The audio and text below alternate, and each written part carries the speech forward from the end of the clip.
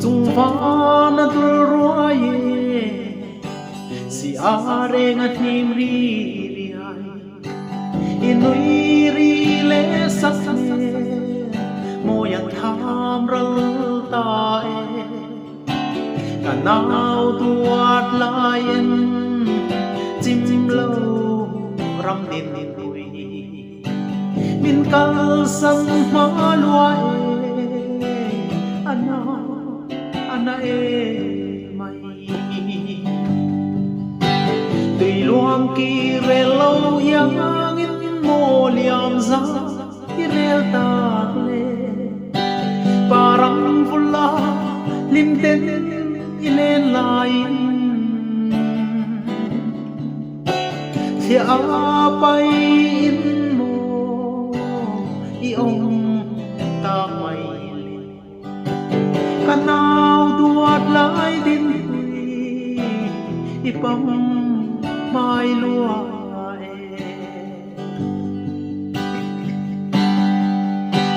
i an kanem song kan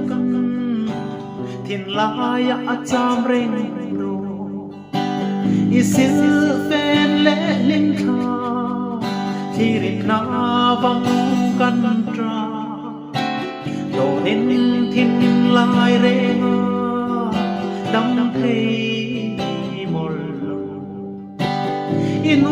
rong lúa em đi thì na canal tô na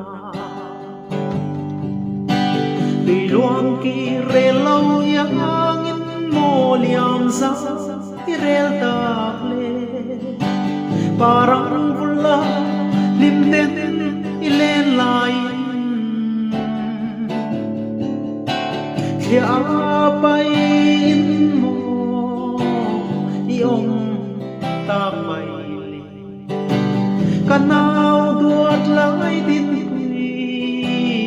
ipam mai lua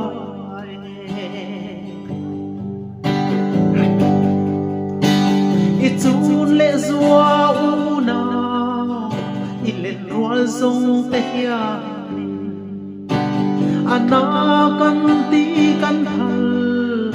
mol lok za mua lilia trapin kan au che isakwa khirin hoi lo par ton nin zur dat ralikai ta si tùy luang ki re lâu yang in mo liam za i rel tak le parang fulla lim ten ilen lain khi apai in mo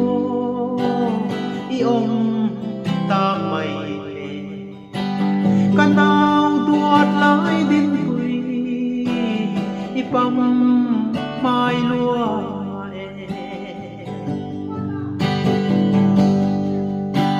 ni e kal ro ka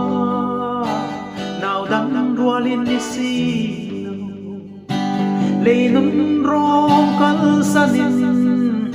va na par vul nang che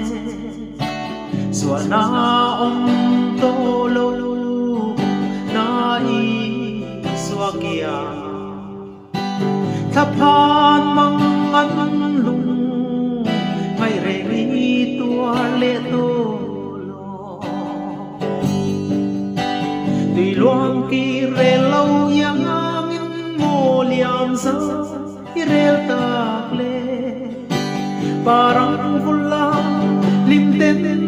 ilen lain khi apai in mo iong tak mai le kanau duat lai din hui ipam mai luai kan duat lai